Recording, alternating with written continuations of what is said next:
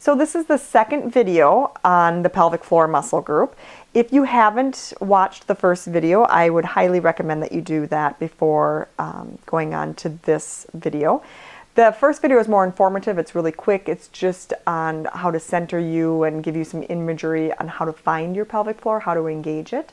And so it's a good thing to go over that first, even if you know where your pelvic floor muscles are and you know how to engage them. It's still a nice refresher just to go back over it again. And then so this video we're going to be engaging the pelvic floor, but now on our backs instead of sitting, which for some of us can be a little bit easier because we don't have to work against gravity. However, sometimes I think it's harder because gravity gives us that feedback, right? We have something to lift against. It's kind of like when you're doing a bicep curl. Can you engage your bicep muscle without using a weight? Sometimes if you have a weight, it's easier to find that muscle, right? So this lying on your back might be easier for you, or sitting might be easier for you. Everybody's different. So just, once you do both of these videos, you decide which way you're going to practice it just to strengthen your pelvic floor muscles. So go ahead. I have a ball. You don't need a ball, but I'm going to use this prop between my inner thighs. If you don't have a ball and you want something, you can use a pillow or a rolled up blanket or towel. And again, if you don't want to use a prop, no worries. You definitely don't need it. You're going to place that ball right between your inner thighs and gently roll all the way down onto your back. And so before we get started, we're going to find neutral. We're always finding neutral, and hopefully we can maintain neutral throughout our day. So as you're lying here, your knees are bent, feet flat on the mat. Let's think about your pelvis. Hips are equally down onto the floor. So right hip and left hip both pressing gently into the floor. Back of the ribs are melting into the floor as well. Okay, sometimes we forget about the rib cage when we talk neutral. Pretty important. So back of the ribs are relaxing to the floor. Your low back should have a little space, a little mouse house underneath it. So you should be able to slip your fingertips right underneath your lumbar spine. No problem. And shoulders should be relaxed, arms down by your sides. So let's put our fingertips underneath our low back. I want to start there. So you don't have to put your hands all the way underneath your spine, but just maybe the sides of the waist. Just slip your fingertips right underneath so that your pelvis is still flat on the floor, but you have that space underneath your lumbar spine and your fingertips are kind of that feedback. We don't want to squish your fingertips, right?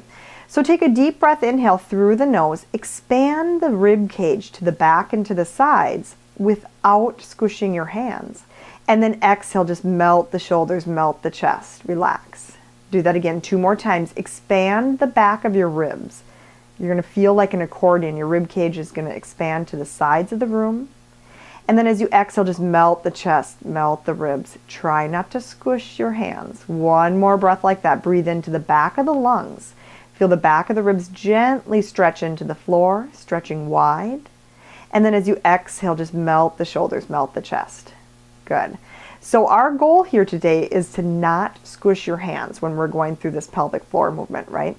When we're going through our breath. So take another deep breath, inhale. As you exhale, just give a little squeeze on that ball and just notice in your own body. Do you squish your hands? Do you squish one over the other maybe? Maybe you're more on one side than the other.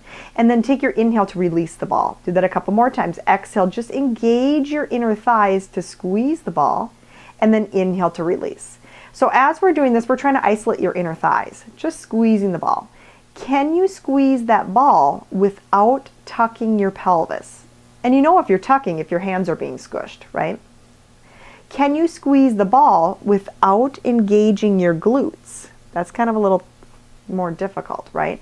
So can you call on certain muscles but keep other muscles out of it, relaxed? So your glutes are not on, but they don't need to be on, right? Squeeze just the inner thighs. Now, can you squeeze the inner thighs and engage your core, your abdominals at the same time? Okay, we're just adding another group of muscles. As you squeeze and engage the abdominals, don't squish your hands. So you should feel like you have a belt wrapping all the way around your waistline from front to back. And that belt is getting tinier and tinier, pulling into the middle of your body as you squeeze the ball. Inhale to release. Let's do that 2 more times. Exhale, squeeze the ball, pull the waistline in tight like a belt. Good. Keep your glutes out of it. Keep them relaxed. 1 more time. Exhale, squeeze the ball, pull the waistline in tight. You should feel a hollowing of the low belly. So find the spot between your pubic bone and your navel right in between. That's your low belly, your low abdominals. When you squeeze and engage, you shouldn't be pooching, right?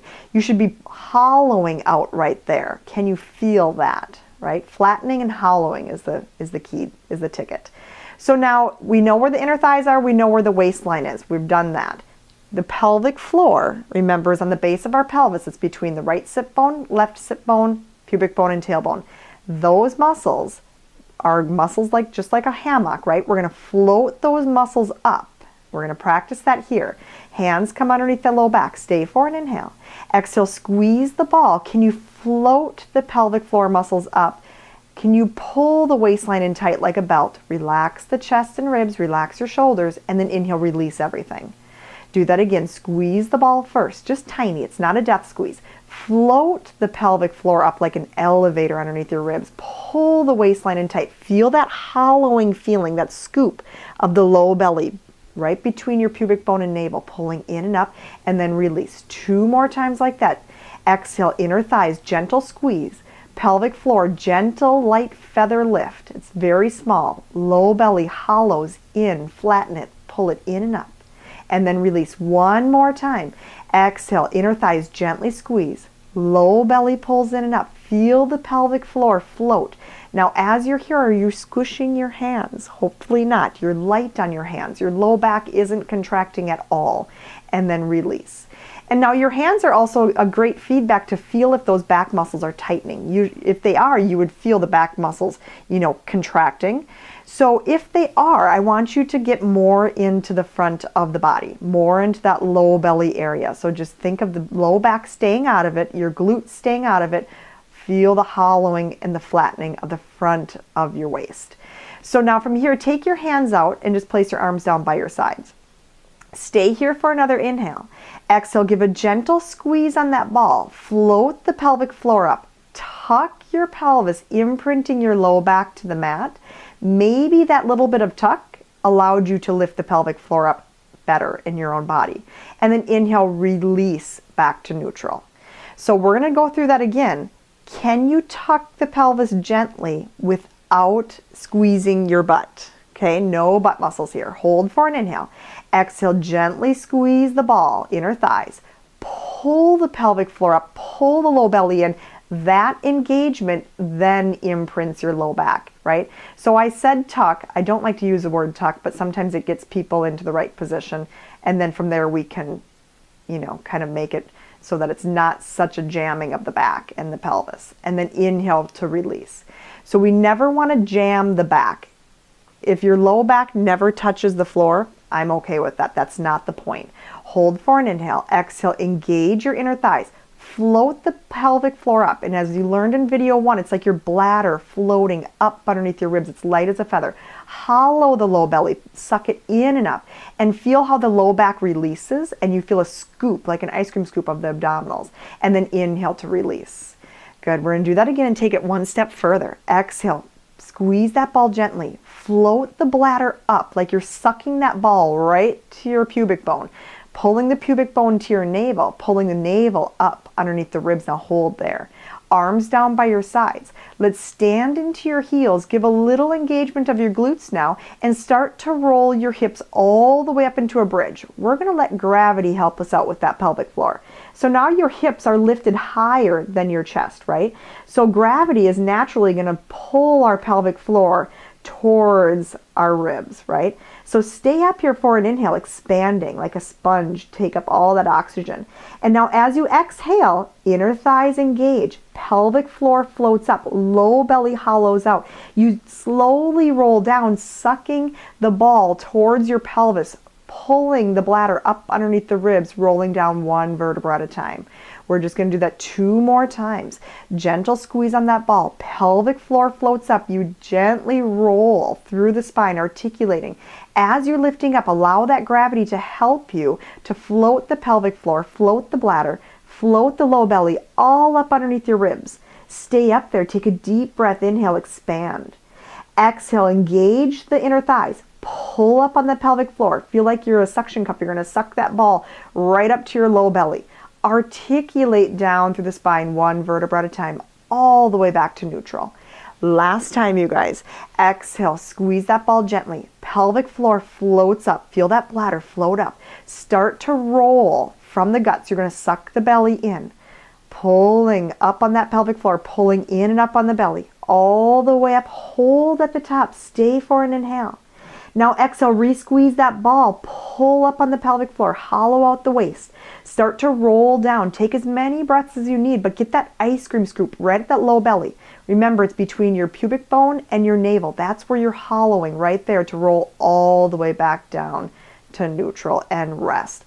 So you can continue to do those. That's a great exercise for pelvic floor engagement. And again, if video number 1 worked better for you sitting on the ball or sitting upright against gravity, do that for practice. So anything that works for you.